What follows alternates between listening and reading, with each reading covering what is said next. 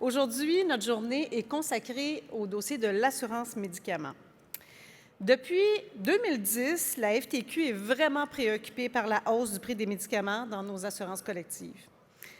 Au départ, plusieurs d'entre vous avaient eu à trouver des façons de contrôler la hausse du coût des médicaments, la hausse du coût des assurances collectives.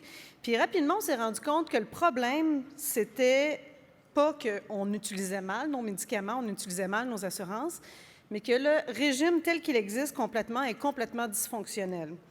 Régime qui était mis en place en 1997 au Québec, le régime mixte. On pouvait se vanter au Québec quand même d'être la seule province où tout le monde avait une couverture d'assurance médicaments, mais de toute évidence, il est temps maintenant de faire la promotion d'un autre modèle. Le colloque de l'année passée, est-ce que tout le monde y était? Qui était là l'année passée au colloque sur l'assurance? Donc, pas mal de personnes étaient là.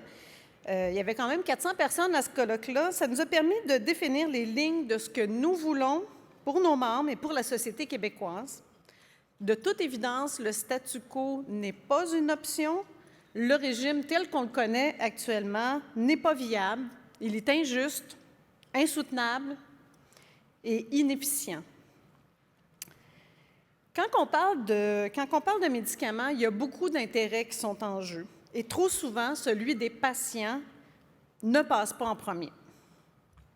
Je vous présente notre premier invité d'aujourd'hui, qui est co-directeur du Centre d'excellence sur le partenariat avec les patients et le public, Vincent Dumais. Il est titulaire d'un bac en finance, d'une maîtrise en management au HEC, et il est en train de réaliser un doctorat en sciences biomédicales, option éthique appliquée, de la Faculté de l'Université de Montréal. Atteint de 3 maladies chroniques depuis plusieurs décennies, M. Dumais s'est engagé activement dans le développement du concept de patient partenaire, donc le patient comme étant partie prenante de notre système de santé. Cet engagement s'est notamment illustré par son action au sein de différents organismes communautaires. Ce parcours l'a finalement conduit en octobre 2010 à créer et prendre la direction d'un programme de patients partenaires de la Faculté de médecine de l'Université de Montréal. M. Dumais co-dirige aujourd'hui ce centre d'excellence.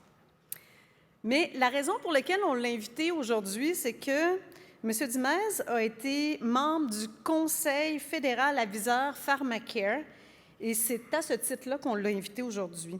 Il a parcouru le Canada afin d'évaluer la pertinence de la mise en place d'un régime d'assurance médicaments universel et il vient aujourd'hui nous présenter les conclusions de son rapport. Alors, merci Vincent d'avoir accepté notre invitation.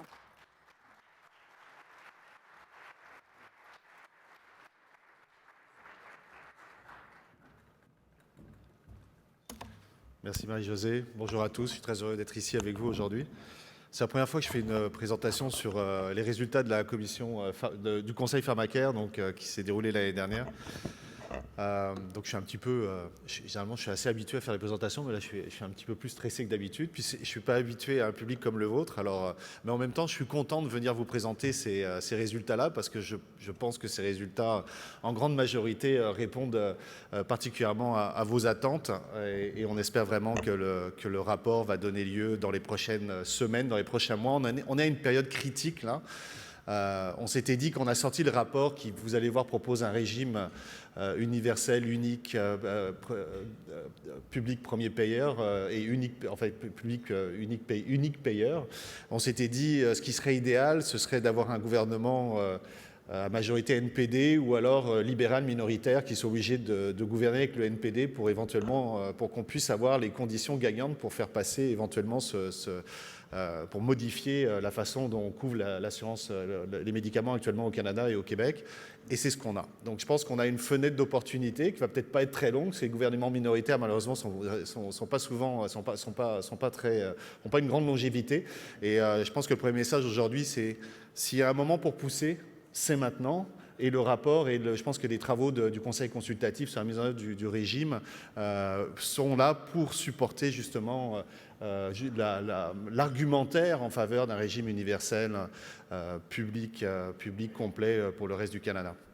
Ma posture sur ce conseil-là était un peu particulière, parce que donc, comme Marie-Josée l'a dit, moi je suis avant tout un patient. Donc d'abord je suis un patient des maladies rares, je suis un hémophile sévère. Alors la médication pour les maladies rares, c'est effectivement la médication qui coûte la plus chère, qui est souvent la plus difficile à négocier. Puis c'est souvent des longues négociations à la fois avec les gouvernements et les assureurs pour arriver à accéder à la médication. Donc dans l'hémophilie, c'est le cas. Nos produits coûtent très cher. Je dois coûter à peu près 150 000 $ par an en consommation de médicaments, de produits sanguins chaque année au Québec. Donc c'est beaucoup d'argent. Et puis il y a énormément d'évolutions, etc. Donc je suis là-dessus. J'ai été malheureusement dans les années 80 contaminé par mes produits sanguins, par le VIH et l'hépatite C. Donc bien entendu, j'ai fait partie comme militant associatif fin des années 80, début des années 90 ici à Montréal, dans le grand combat pour l'accessibilité aux médicaments VIH à l'époque et le grand bras de fer qui s'est joué entre les associations de patients et les compagnies pharmaceutiques sur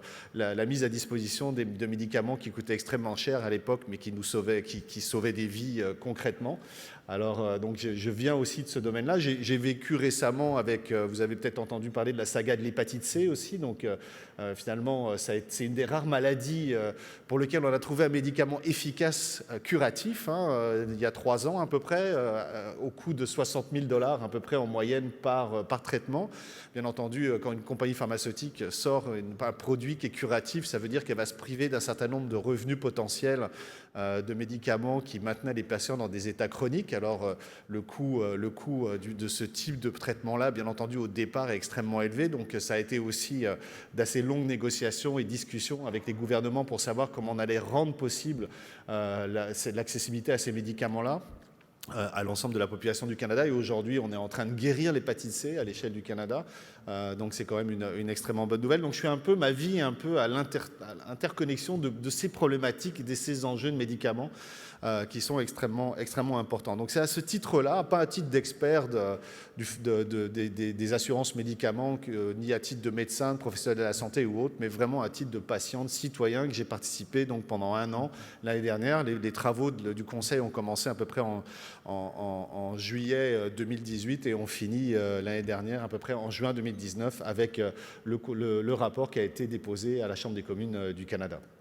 Alors je vais revenir un peu sur les grandes conclusions de ce rapport, mais en même temps, je vais vous raconter un peu comment moi je l'ai vécu, cette aventure, parce que ça a été une aventure absolument incroyable. Imaginez, on a passé 1 an. Moi, je suis arrivé au Québec, en fait, je suis arrivé au Canada il y a 36 ans. Vous pouvez voir que j'ai perdu mon accent de Chicoutimi. Donc, je suis arrivé au Québec il y a 36 ans. Je suis arrivé à Ottawa. Donc, la seule chose que je connaissais vraiment du reste du Canada, c'était Ottawa, un petit peu Vancouver, que j'avais eu l'occasion de visiter, puis c'est tout. Alors, cette aventure, ça a été l'occasion de mieux comprendre la réalité canadienne, puis la diversité de la réalité canadienne, puis de pouvoir comparer aussi avec ce qu'on vivait au Québec. Alors, effectivement, la moins mauvaise solution de l'assurance médicaments actuellement au Canada, c'est au Québec. Alors, je dis bien la moins mauvaise solution, c'est au Québec. Alors, donc on a effectivement, on est la seule province à avoir un régime universel où tout le monde est couvert d'une façon ou d'une autre. Est-ce que tout le monde est bien couvert? C'est une autre question, mais tout le monde est couvert. Dans le reste du Canada, ce n'est pas le cas. Alors déjà, j'ai été dans toute cette aventure, ça a été un choc pour moi de réaliser à quel point la situation canadienne était catastrophique au niveau de la couverture de l'assurance médicaments. Et je vous rappelle un peu historiquement pourquoi. Donc, tout a commencé en Saskatchewan au niveau du démarrage de la formalisation de ce qu'on appelle le Medicare, c'est-à-dire la couverture la couverture médicale d'abord. C'est la Saskatchewan qui a été la première province en 1947, puis après ça s'est élargi au reste du Canada à proposer une couverture complète des soins médicaux.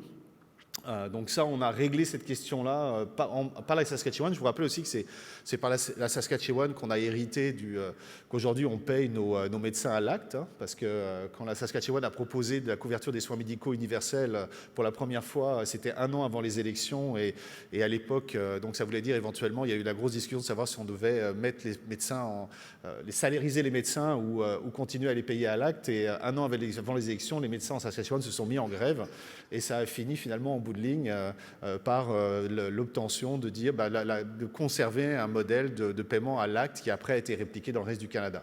Mais en tout cas, à partir de 66, le Canada tous les Canadiens ont eu accès à des services médicaux universels, puis ensuite ça s'est étendu bien entendu sur la couverture hospitalière. Mais nous sommes le seul pays au monde à avoir des services médicaux gratuits et universels, des services hospitaliers couverts, mais de ne pas avoir d'assurance médicaments universelle. Le seul. Alors, et pourquoi? Parce que tout simplement, étant donné que ça n'a pas été couvert au départ, et qu'au départ on a dit on verra plus tard, c'est les provinces qui individuellement se sont organisées par elles-mêmes pour trouver les moyens les plus intéressants pour elles pour assumer cette responsabilité-là au niveau de leur population. Ce qui a donné grosso modo une espèce de mosaïque chaotique dont je vais vous donner un petit peu le portrait plus tard. Donc, on a commencé... qu'est-ce qu'un régime universel d'assurance médicaments? Vous le savez, c'est un régime qui a un système d'assurance maladie qui va faciliter l'accès aux médicaments d'ordonnance en couvrant les coûts en totalité ou en partie. Donc la plupart des pays aujourd'hui dotés de systèmes de soins de santé universels incluent ces volets-là. Tous les pays occidentaux aujourd'hui ont une couverture d'assurance médicaments, à part les États-Unis notamment, mais la plupart des pays européens, la plupart des pays du Commonwealth ont tous une assurance médicaments universelle. Dont la façon de fonctionner va varier, mais disons qu'on est véritablement un mauvais exemple d'un pays qui n'a pas fondamentalement réfléchi de façon cohérente à cette question-là. Alors, bien entendu, la grande question, c'est de savoir, est-ce qu'on s'en va vers est-ce qu'on doit avoir une approche plutôt publique à payeur unique? Donc, il y a plusieurs exemples dans le monde de modèles comme celui-là, mais majoritairement, on a plutôt une couverture publique ou privée obligatoire avec des mix. Alors, on a beaucoup de systèmes mix dans les exemples qu'on peut observer dans le reste du monde. Mais encore une fois, là, dans la plupart des situations, l'ensemble de la population est couverte, ce qui n'est pas du tout le cas au Canada. Alors au Canada, on a une mosaïque de bidules. C'est ça finalement qu'on a fait pendant presque un an, c'est qu'on a été voir tous ces petits bidules mis partout. Et quand je vous dis bidules, je vais revenir tout à l'heure, mais vous savez combien on a d'assurances, de régimes d'assurance privés au Canada, distincts? On en a 100 000. 100 000. Vous imaginez le chaos pour la population qui doit, à chaque fois qu'on change d'employeur, à chaque fois qu'on change de province, à chaque fois qu'on bouge, renégocier, se réintégrer un système d'assurance éventuellement privé différent, avec des conditions différentes, etc. C'est absolument insupportable. On se demande même pourquoi cette question-là n'a pas été soulevée plus tôt.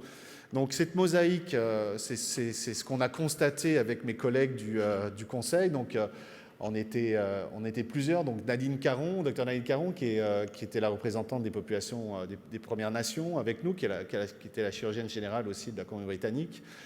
Mia Homsi du Québec, qui est la directrice de l'Institut du Québec, qui avait amené une perspective plus économique.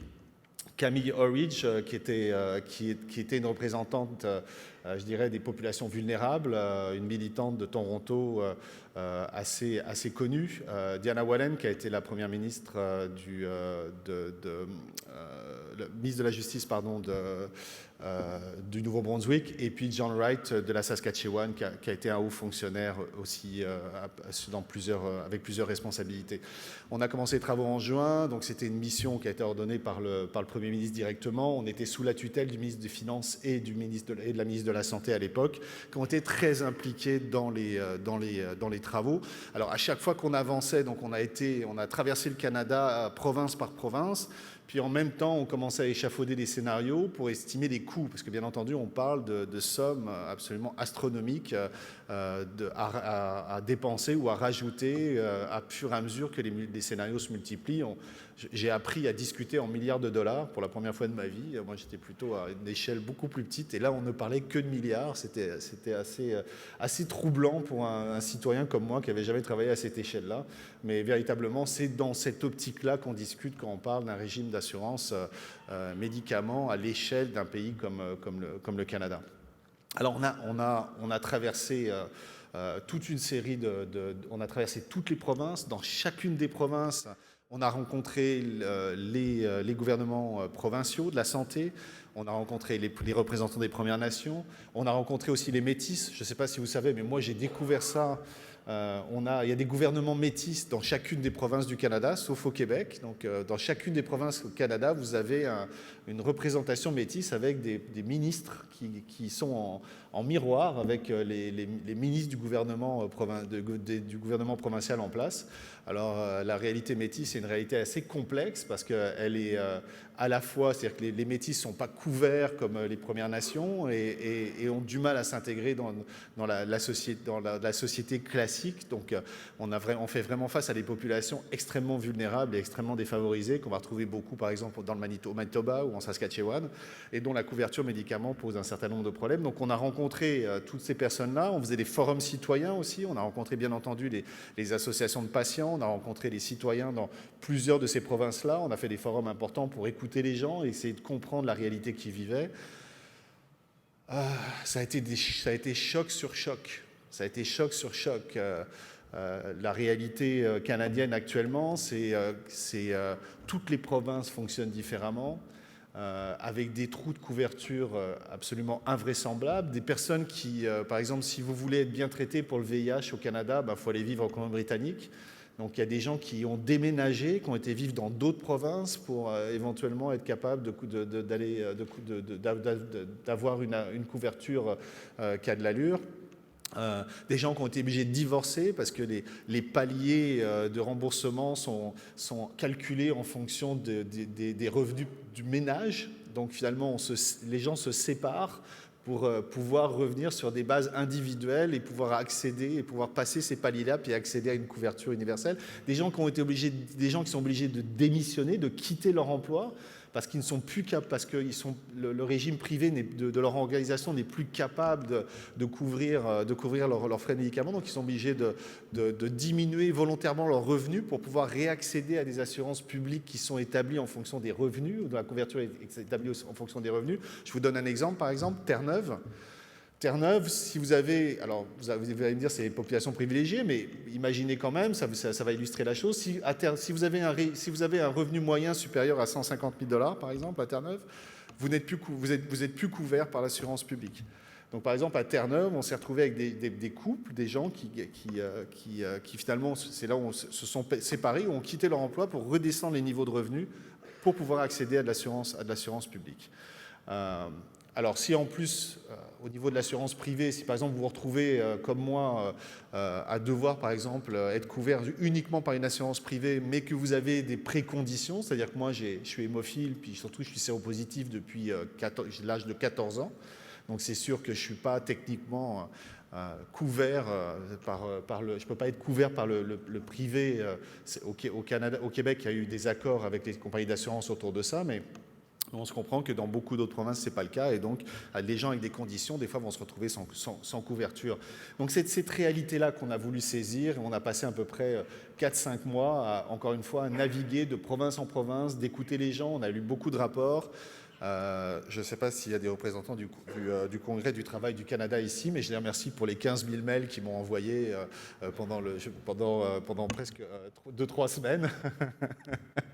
C'était une expérience extrêmement intéressante que je n'avais jamais vécue. Puis j'avais envie de vous écrire pour vous dire, mais nous allons dans ce sens-là, arrêtez de m'envoyer des mails. Mais bon, alors ça a été encore une fois donc beaucoup de travail, beaucoup d'écoute. On a extrêmement bien travaillé ensemble au niveau du conseil. Puis une fois que ces consultations étaient terminées, là on s'est vraiment assis, on a commencé à colliger l'information, puis on a commencé à regarder qu'est-ce qui était viable. On a rencontré bien entendu aussi les assureurs, on a rencontré les pharmaceutiques. Alors, bien entendu, pour les assureurs, les enjeux sont quand même relativement importants. On peut le comprendre. Il y a l'impact sur l'industrie de l'assurance d'un choix, par exemple, d'une couverture universelle publique unique a des conséquences envisageables. Les pharmaceutiques, en même temps, on est le 3e pays au monde à payer nos médicaments les médicaments les plus chers, après la Suisse et les États-Unis. Alors on peut comprendre la Suisse et les États-Unis parce que c'est eux finalement, les sièges sociaux des pharmaceutiques sont principalement chez eux, donc on peut se dire qu'ils payent plus cher, mais en même temps ils ont des retombées économiques parce que la plupart des pharmaceutiques, beaucoup des pharmaceutiques en fait sont américaines et beaucoup sont suisses. Mais pourquoi au Canada on est le troisième pays à payer plus cher? Tout simplement parce qu'on a négocié pendant des années province par province. Ce qui est sûr nous a enlevé une capacité de négociation importante et on se retrouve encore une fois aujourd'hui avec le troisième pays au monde à payer le plus cher nos médicaments, ce qui est totalement absurde. Donc ça encore, c'est des discussions qui ont eu lieu avec l'ensemble des compagnies pharmaceutiques pour essayer de comprendre cette question-là et avec les assureurs, avec les employeurs. On a rencontré les employeurs, bien entendu aussi, des grands employeurs, puis les employeurs aussi, les PME et les petites entreprises. Donc je pense qu'on a vraiment fait nos devoirs au niveau consultation. On est ressorti de ces consultations, moi je suis ressorti de ces consultations complètement assez révolté en fait. Je ne m'attendais pas du tout à cette situation-là. Je ne m'attendais pas du tout à une situation aussi catastrophique que celle-là, pour être très honnête. Alors je me disais quand même, j'étais un petit peu chanceux d'être au Québec, mais on a réalisé aussi qu'au Québec, il y avait des limites importantes, notamment sur les primes qui sont extrêmement élevées, notamment sur le type de couverture de médicaments. Bref, alors ce que nous avons appris, grosso modo, comme je vous le disais, c'est que les médicaments n'étaient pas inclus dans l'assurance maladie. Tous les médicaments n'étaient pas inclus dans les assurances maladie, donc énormément de disparités à l'échelle du Canada. Énormément de systèmes qui fonctionnent différemment. Il y en a le Québec est le seul système à fonctionner comme on fonctionne, c'est-à-dire finalement qu'on soit malade ou qu'on soit pas malade, on paye techniquement une prime, on paye un ticket d'entrée pour être assuré par un système public. Ce qui nous donne la possibilité d'être tous couverts. Au Québec, on est automatiquement couverts à partir du moment où on réside au Québec depuis un certain temps et qu'on est citoyen canadien, bien entendu, alors que dans le reste des provinces, c'est complètement différent, encore une fois, avec des trous considérables sur différents niveaux. On a 100 régimes. Alors, j'ai parlé de 100 000 régimes privés différents, mais on a aussi 100 régimes publics différents. Encore une fois, imaginez le chaos de cette affaire-là.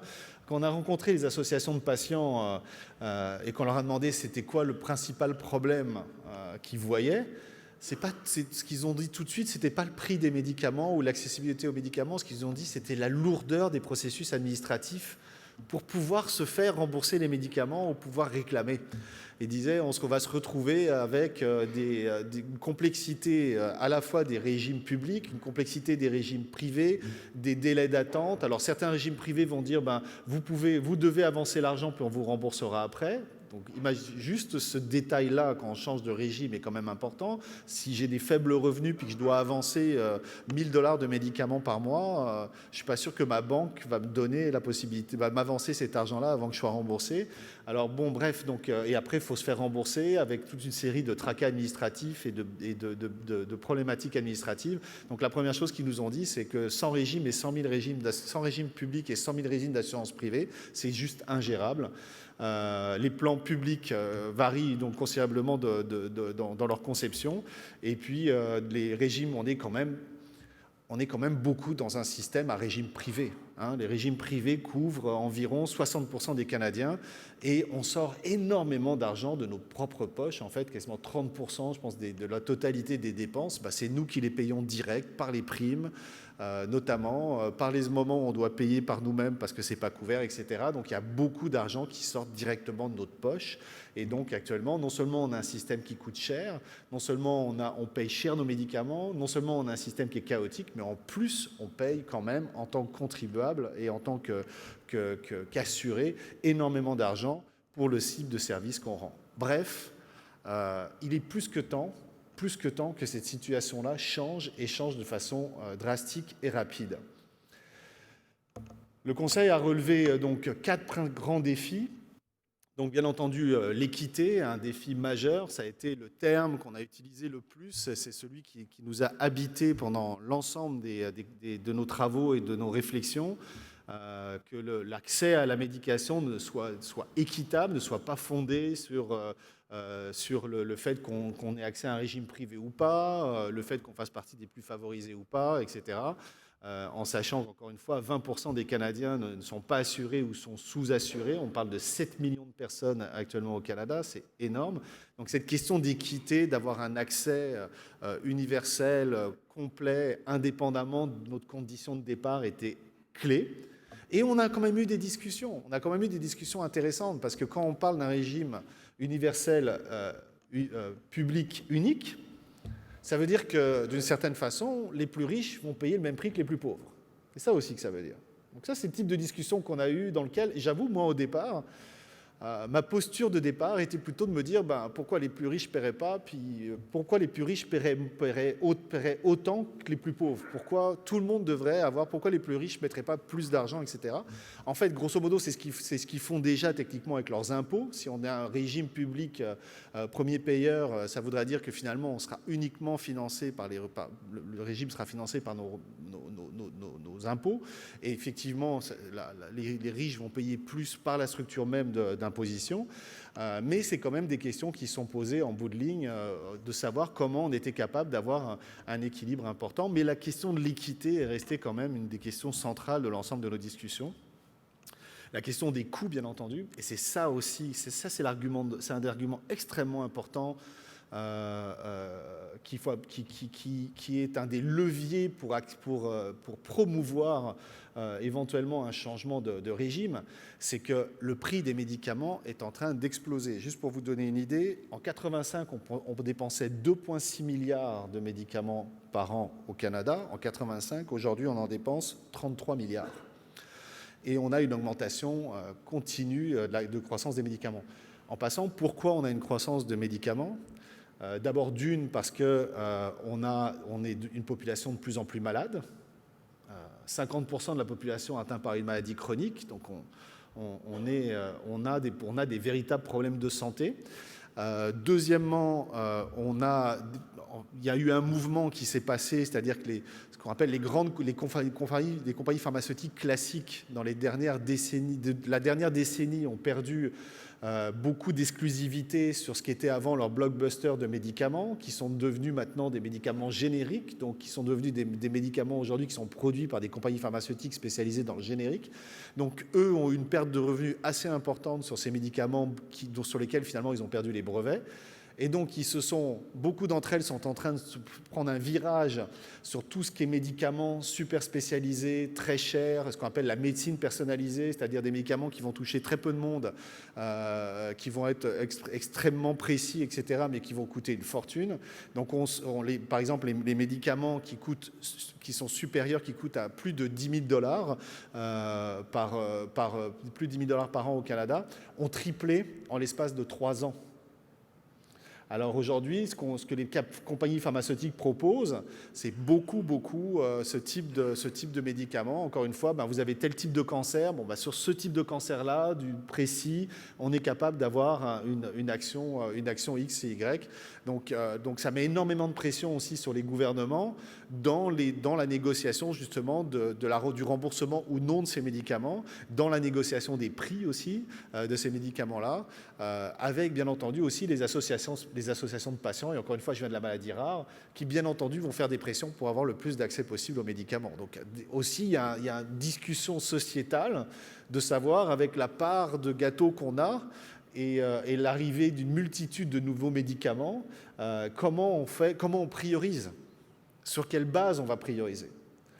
Puis encore une fois, on préfère que ce débat-là se fasse sur la place publique, par les gouvernements, soit encaissé par les gouvernements, plutôt que par des groupes privés qui vont décider par eux-mêmes quelle est cette priorisation. Alors, le coût est un élément extrêmement important dans cette question-là. Et finalement, vous allez voir, on a quand même réussi à démontrer que la solution qui est proposée aujourd'hui est une solution aussi qui à long terme, va permettre une gestion beaucoup plus intéressante du coût.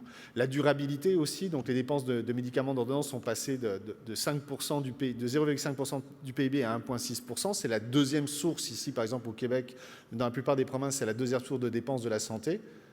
J'ai peur de dire une bêtise, mais je pense que c'est après la rémunération des médecins, si je me rappelle bien. comme c'est enregistré, je mets un petit bémol parce que je ne suis pas certain, mais je pense vraiment que c'est après la rémunération des médecins. Donc on prévoit encore une fois une augmentation de 6,5% par an. Donc on a un problème aussi de viabilité du système en lui-même. Donc si on gère pas, si on n'est pas capable de gérer les coûts des médicaments sur une échelle plus large, c'est-à-dire à l'échelle canadienne, et qu'on n'est pas capable de négocier avec les pharmaceutiques, par exemple, à une échelle plus large, qu'on n'est pas capable de s'entendre sur ce qu'on appelle un formulaire, hein, une liste de médicaments commune, exhaustive et intéressante pour tout le monde à l'échelle du Canada, c'est sûr qu'en bout de ligne, nous n'arriverons pas, province par province, à tenir, ou nous aurons de plus en plus de difficultés à tenir une augmentation considérable, 6,5% par an, ça paraît peu, mais sur des sommes de 33 milliards, c'est énormément d'argent à réinjecter chaque année. Et bien entendu, il y a la question aussi du rapport qualité-prix qui a été un élément extrêmement important. Encore une fois, par exemple, une des questions qu'on s'est posées, et je la pose pour moi, qu'est-ce qui est la priorité aujourd'hui? Est-ce que c'est par exemple de couvrir les médicaments essentiels au Canada, les médicaments cardiovasculaires, les médicaments pour l'asthme, les médicaments couramment utilisés par plus de 50% de la population? Ou est-ce que c'est de se concentrer sur les maladies rares, sur l'augmentation de l'accessibilité aux médicaments par ces patients-là? Et en fait, ce qu'on n'a pas envie de faire, c'est de commencer à les comparer. On n'a pas envie de se dire, si je donne de l'argent à un tel, l'autre va pas toucher, puis on va devoir faire un choix de qui va mourir le premier. On ne veut pas arriver à ça. Donc il faut véritablement arriver à trouver un système collectif qui va permettre éventuellement de faire des choix où on va être capable en tant que société de répondre à la grande majorité des besoins actuels en matière de couverture médicaments. Alors, on a beaucoup réfléchi à tous les modèles qu'on avait en place, qu'on pouvait mettre en place, couverture publique ou couverture privée obligatoire. On a beaucoup pensé à des systèmes par exemple, de couverture, ce qu'on appelle des approches catastrophiques, c'est-à-dire de dire, par exemple, est-ce que ça vaudrait la peine de dire qu'au-dessus de 10 000 $ de médicaments, plus aucun Canadien ne paye, mais par contre, au niveau des provinces, ils se débrouillent comme ils veulent, mais ensuite, si quelqu'un dépense plus de 10 000, après ça, tout est couvert. Ça, c'est ce qu'on appelle vraiment les approches catastrophiques. Ça aide pas forcément les dépenses d'argent dans le premier 10 000 $, mais ça va permettre de se dire, je ne vais pas avoir à vendre ma maison et je vais pas être ruiné parce que demain, je me retrouve avec une maladie X dont la couverture n'est pas assumée, soit par les régimes publics ou par le privé, et que je n'ai pas de couverture. Donc ça, c'est ce qu'on appelle les régimes catastrophiques. Il y a beaucoup ça dans le reste du Canada. Par exemple, la Colombie-Britannique est beaucoup là-dessus et beaucoup sur ces systèmes-là. Et d'autres, l'Alberta aussi notamment. Donc on a beaucoup d'approches de ça. Donc on avait pas mal de pression en fait sur les approches catastrophiques parce que certaines autres provinces canadiennes étaient dans ces approches-là aussi et bien entendu poussaient dans ce sens-là. Et puis après, on a beaucoup réfléchi au système mixte. Alors, est-ce qu'on offre une couverture par exemple publique, premier payeur, par exemple aux revenus les plus bas canadiens, et puis à partir du moment où on commence à dépasser un certain niveau de revenus, là, on fait une couverture mixte, c'est-à-dire qu'on a à la fois du privé puis du public. Mais on assure, par exemple, aux revenus moyens inférieurs à 35 000 $, familial moyen revenu à 35 000 $, on leur garantit que personne ne paiera de médicaments au Canada en dessous d'un certain revenu. Donc ça aussi, c'est des questions qui ont été posées, mais qui ne répondaient pas non plus au fait qu'au-dessus d'un certain nombre de revenus, que les gens aussi s'appauvrissent, parce qu'ils sont mal couverts. Donc finalement, en bout de ligne, ce qu'on se rend compte aujourd'hui, c'est qu'une mauvaise couverture des médicaments a un impact économique important et fait en sorte et tire finalement les personnes vers le bas et les tire vers la pauvreté et les tire vers la vulnérabilité. Donc sur un système mixte, bien entendu, on ne règle pas cette question-là et on se retrouve encore à avoir à gérer un problème de disparité, un problème d'inéquité quand même relativement important. Donc la bonne nouvelle, c'est que nous avons tous naturellement convergé que la seule solution que le Canada avait, c'était de se diriger rapidement vers un système public universel à payeur unique, qui allait promouvoir un certain nombre de principes. Donc le principe d'universalité, bien entendu, le fait que tous les résidents du Canada devraient avoir accès égal à un régime national d'assurance médicaments. Et j'avoue encore aujourd'hui, Je lis ça, je suis vraiment, je supporte à 100% ces conclusions-là, mais juste pour le plaisir, pour juste réfléchir un petit peu à ça, j'ai eu beaucoup de mal avec ces principes-là en me disant pourquoi les gens, encore une fois, en dehors du fait qu'on paye des impôts, étant donné que la croissance des médicaments est extrêmement importante, pourquoi les plus riches ne paieraient pas plus, plutôt que d'avoir un système universel, encore une fois, où tout le monde est équitable au départ. C'est une question qui m'est restée en tête quand même de façon relativement importante. Et finalement, elle est répondue si notre système de taxation et notre système d'imposition est juste. À partir du moment où il va être, si on ne le considère pas juste, c'est sûr que là, il va y avoir des déséquilibres. L'intégralité, donc le régime d'assurance médicaments, devrait offrir une vaste gamme de traitements sûrs, efficaces et fondés sur les données probantes. Ça veut dire quoi? Le formulaire aujourd'hui au Québec, c'est-à-dire que si vous avez le nombre de médicaments, la liste des médicaments remboursés par la RAMQ sur lesquels les assureurs privés sont obligés de minimalement s'aligner, c'est à peu près 6 000 médicaments. Ce qui est le meilleur formulaire, la meilleure liste actuellement au Canada.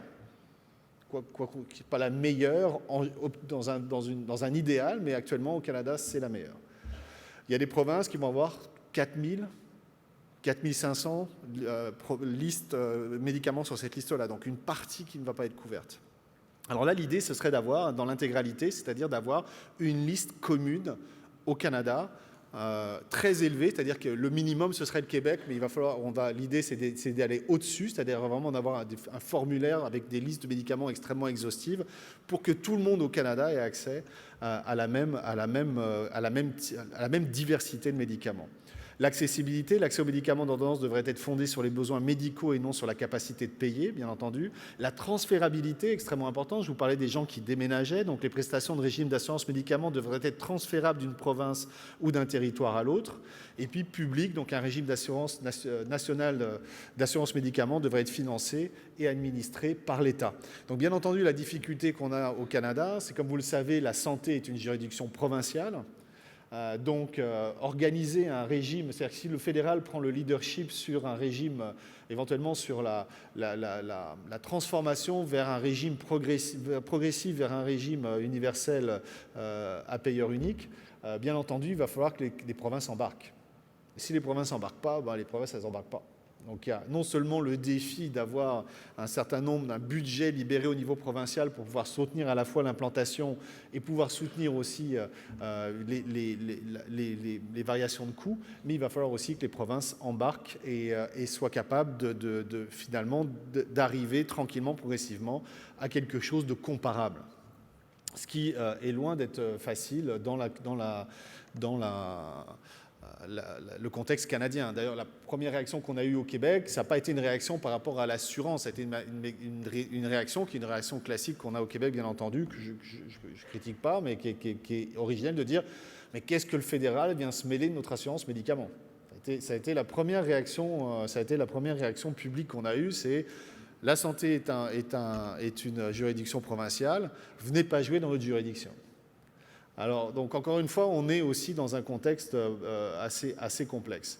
Les modalités de l'assurance qui garantiraient donc l'admissibilité, une assurance universelle équitable pour tous les résidents, une liste de médicaments, comme je vous l'ai dit, donc la plus exhaustive possible, qui serait égale ou supérieure à ce qu'on a au Québec actuellement, mais les scénarios qu'on a vus pouvaient être supérieurs à ce qu'on avait au Québec actuellement. Une quote-part, donc on demanderait quand même une quote-part qui serait un 2 $ pour les médicaments essentiels, les médicaments essentiels étant les médicaments les plus utilisés actuellement au Canada, puis 5 $ pour tous les autres médicaments, jusqu'à une concurrence annuelle de 100 $. Donc on a mis quand même un plafond, personne ne devra payer plus de 100 $ par ménage, avec bien entendu des exemptions en fonction bien entendu, des gens qui sont sur l'assurance sociale, les revenus les plus bas au Canada, les plus bas au Canada, etc. Donc on est quand même dans un système qui aujourd'hui coûterait, vous allez voir, les résultats coûteraient beaucoup moins cher à la population canadienne. Avec un rôle de l'assurance privée qui va bien entendu, qui devrait changer. C'est-à-dire que l'assurance privée aujourd'hui, d'une certaine façon, le marché de l'assurance médicaments, il serait sorti du marché de l'assurance médicaments, techniquement parlant.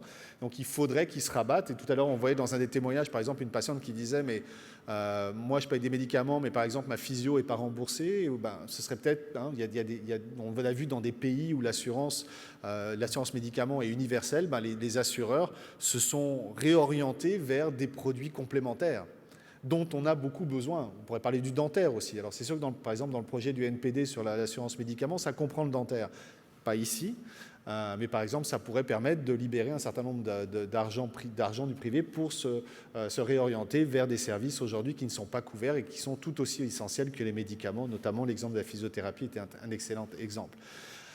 Plusieurs autres annonces ont été faites. La création d'une agence canadienne du médicament, donc pour centraliser davantage toute cette question autour de la liste, des formulaires, de centraliser la négociation avec les pharmaceutiques, etc. C'est essentiel pour arriver à gérer les coûts, la croissance des coûts. Une stratégie nationale en matière de médicaments pour les maladies rares. Encore une fois, les maladies rares doivent être traitées à part. Elles ne peuvent pas être traitées en comparaison. On ne peut pas se dire un tel médicament pour une personne, ça pourrait sauver 100 autres personnes si on mettait l'argent ailleurs, parce qu'on n'est vraiment pas dans une discussion d'équité à ce niveau-là. Donc il va y avoir on proposait une stratégie nationale en matière de médicaments pour les maladies rares très spécifique, avec de l'argent supplémentaire. Des mesures de soutien fédéral direct, bien entendu, ça va coûter plus cher au niveau public, donc le fédéral va devoir avancer à amener de l'argent frais supplémentaire, on parle de plusieurs milliards par an de réinvestissement qui serait libéré en transfert pour les provinces afin qu'elles puissent mettre en place un système comme celui-là. Mais comme je vous l'ai dit, en bout de ligne, les gains sur le prix des médicaments, le coût global, etc., sont extrêmement importants si on passe sur un régime universel public payeur unique. Donc on est vraiment dans un win-win dans cette situation-là. C'est sûr qu'il va falloir mettre de l'argent au départ, mais en bout de ligne, à moyen long terme, si on s'incarne dans une vision moyen long terme, on va y gagner en tant que société. Et puis il y a la mobilisation des autochtones aussi.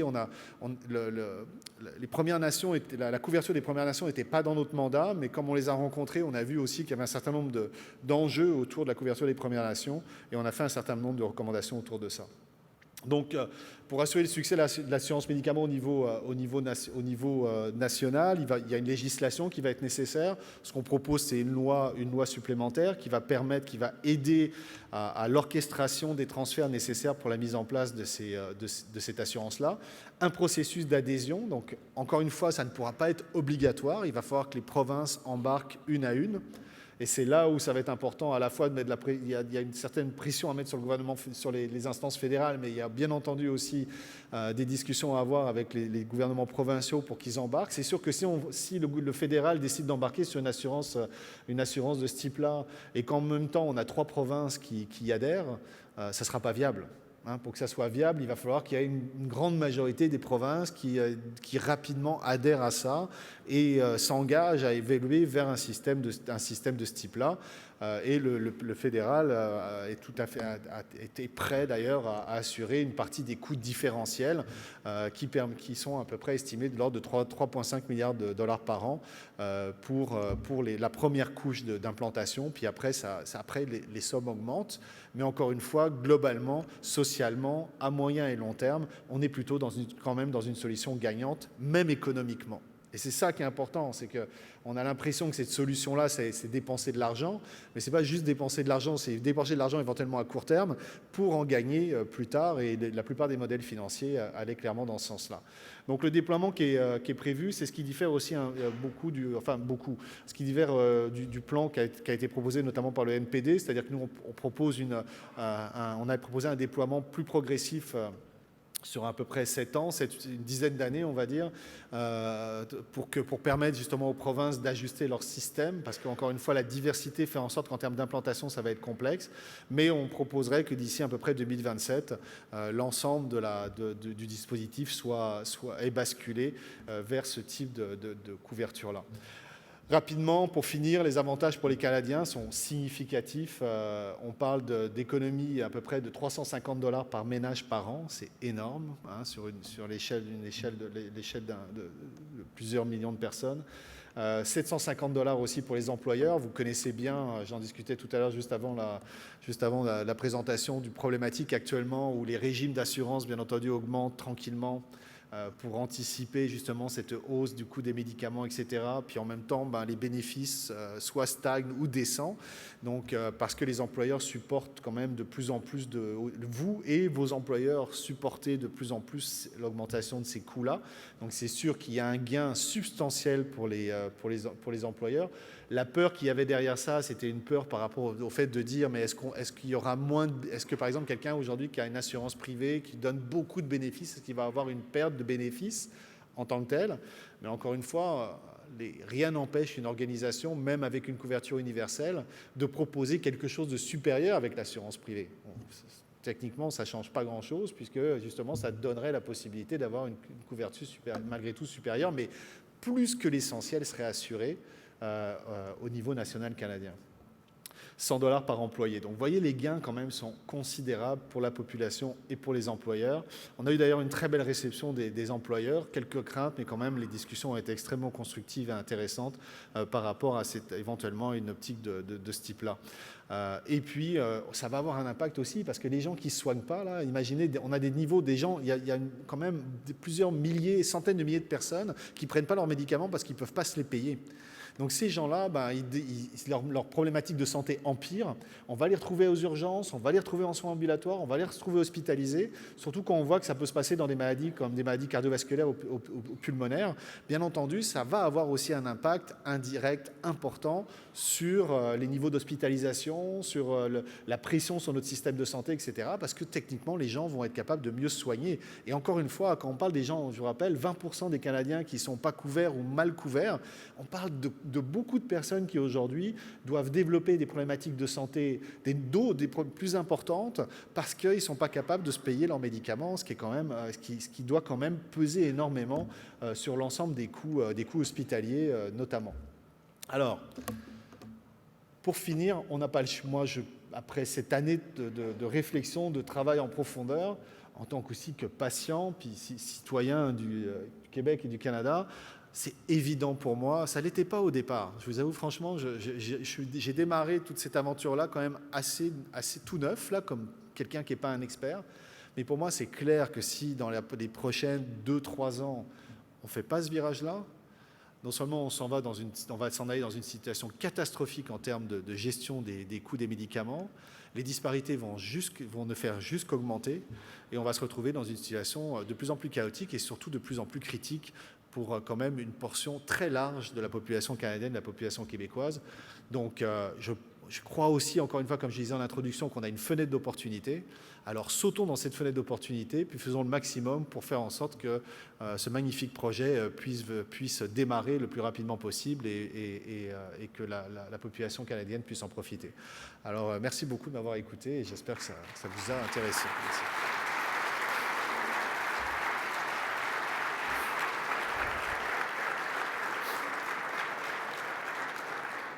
Est-ce que vous avez des questions, j'imagine, des histoires drôles ou pas drôles?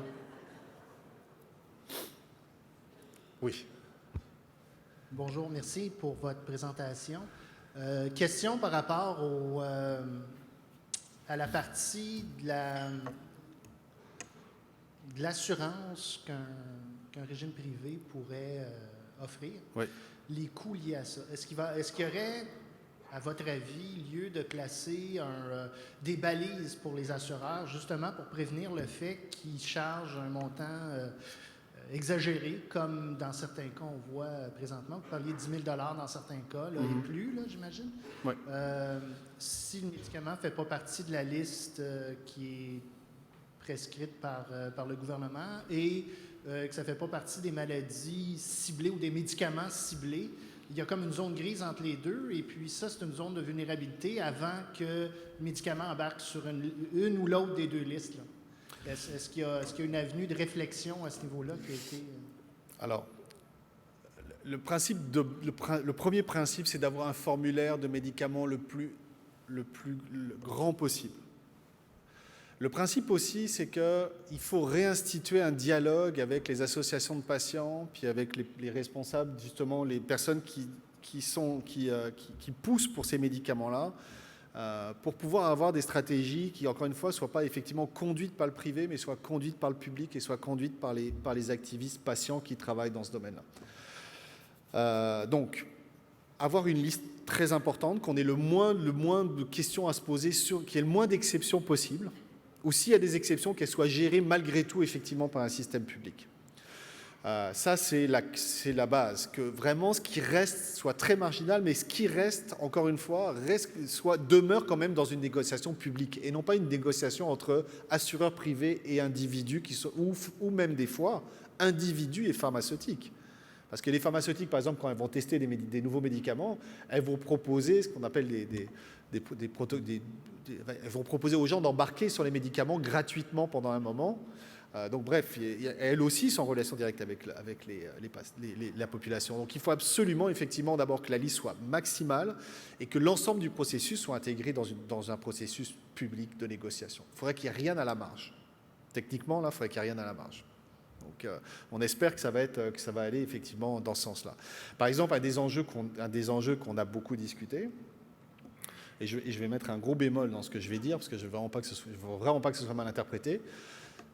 Mais par exemple, le dialogue, par exemple, un des choses qu'on va nous dire souvent, c'est oui, le dialogue avec les associations de patients, par exemple, c'est compliqué parce que les associations de patients vont être financées par les pharmaceutiques, pour certaines d'entre elles. Alors c'est vrai que la stratégie des pharmaceutiques a été de se dire, pour mettre de la pression sur l'accès, on va financer les associations de patients. Donc je pense qu'il faut trouver des moyens aussi pour permettre, et c'est pas parce que les associations de patients sont financées par la pharmaceutique qu'elles sont forcément prises dans un lobby pharmaceutique. Là, ça c'est un biais de pensée que d'ailleurs les études ont largement démontré. Mais par contre, effectivement, je pense qu'il y a un processus systématique de travail avec la population, avec les citoyens. Il faut arrêter de travailler en vase clos, il faut arrêter de travailler fermé avec une petite élite qui réfléchit aux choses. Et je tiens à souligner les efforts de l'INES actuellement, l'Institut national d'excellence en santé et services sociaux, qui intègre maintenant des patients et des citoyens à l'intérieur de l'évaluation des médicaments et de l'accessibilité aux médicaments. Donc on est dans ces mouvements que j'ai la chance aussi un peu d'orchestrer à travers ce que je fais professionnellement, pour s'assurer aussi qu'il y a un dialogue continu avec les citoyens et la population sur ces questions-là. On peut plus, dans ces domaines-là, on ne peut plus travailler en vase clos, là. Puis on ne peut plus laisser le public négocier avec des intérêts privés sans un minimum d'encadrement. Quand il s'agit de notre santé, en tout cas. S'il s'agit d'acheter des choses s'il s'agit d'acheter un iPhone, là, peut-être pas, là, mais tout ce qui touche à la santé, en tout cas, ça doit être cadré. D'autres questions? Oui.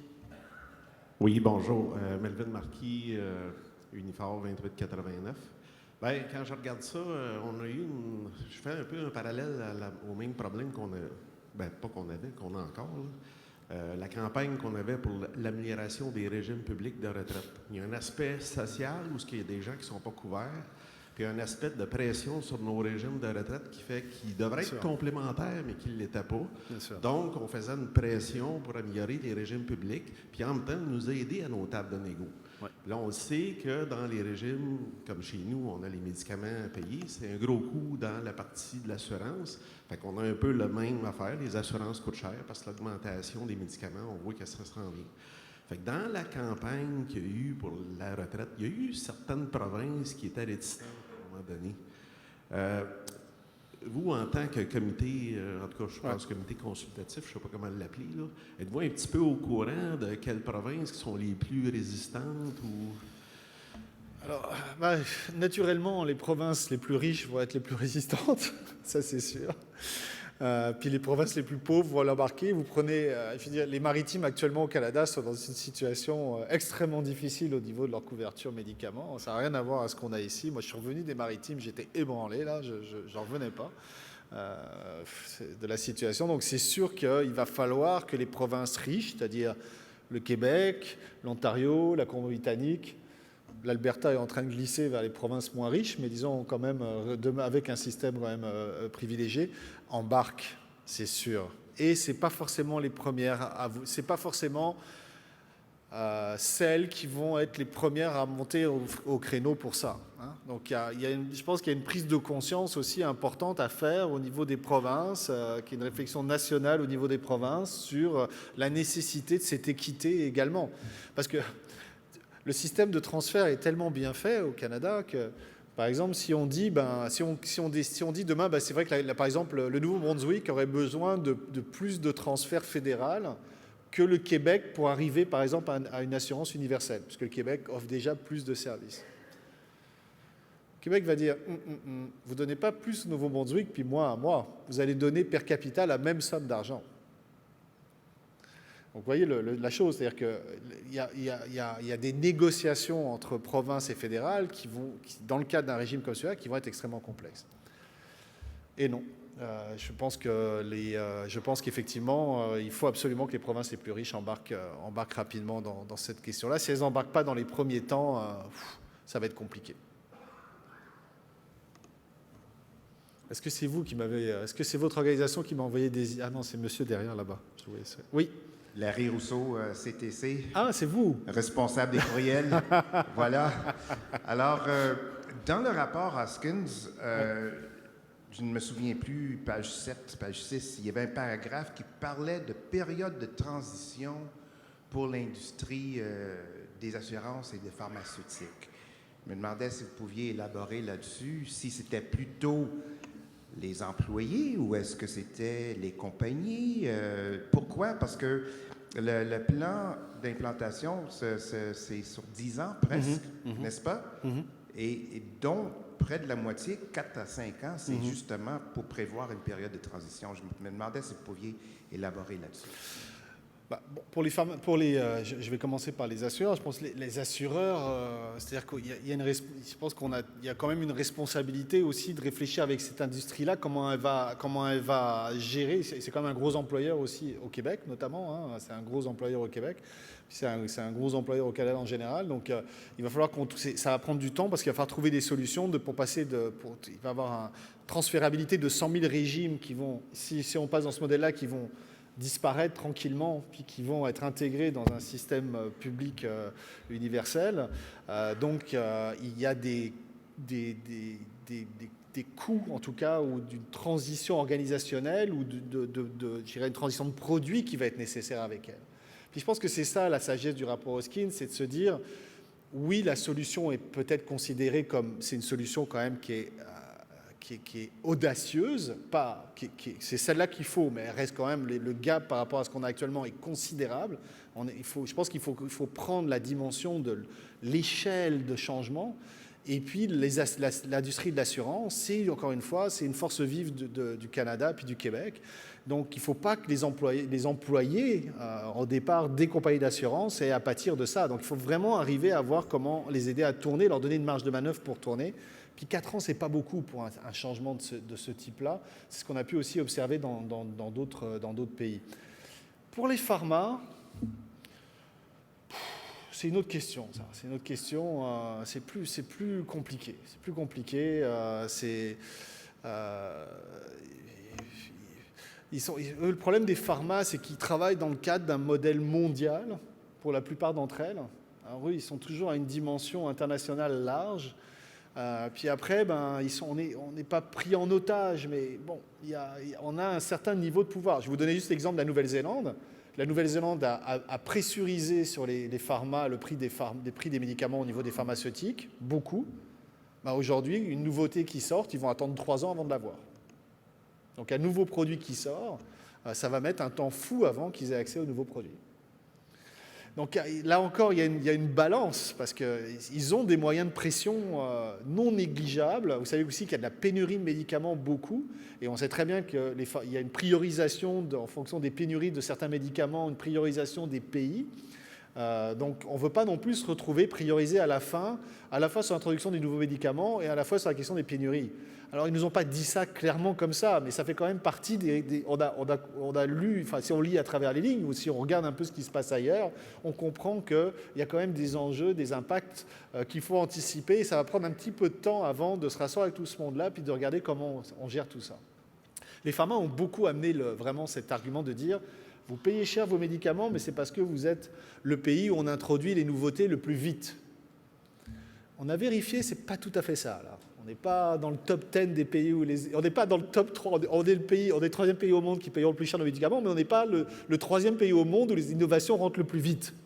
Donc, c'est pas tout à fait ça. Mais vous imaginez le type d'argument, donc le type de négociation qui s'en vient avec ces groupes-là.